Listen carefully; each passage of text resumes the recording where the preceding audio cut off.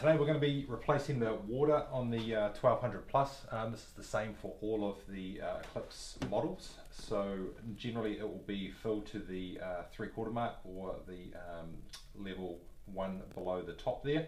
All we do is we get the filler hose. They've got a one-way valve here. So just plugging that in, keeping the hose above the machine. Plugging that in, that already fills with water. It's gravity feed.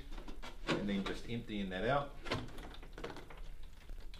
Just emptying that out into a bucket or outside or into a container, and that'll slowly empty right out, right down to the bottom. So once that's emptied out, we'll go ahead and refill that with clean demineralized water. Alright, so as we can see there, it's fully empty. So we get our funnel, just simply put that into the end of the hose, and we're just going to top it up with fresh water.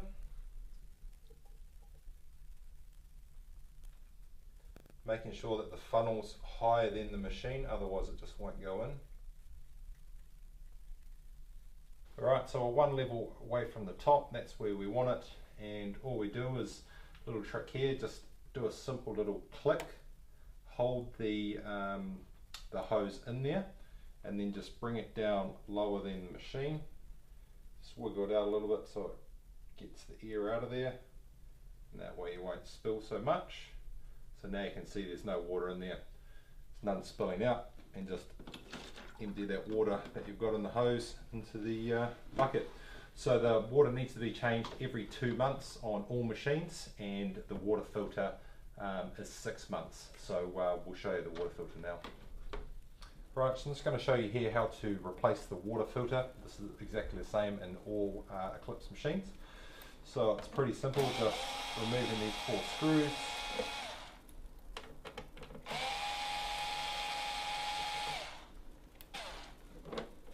This is the water filter inside here, so this needs to be replaced every 6 months.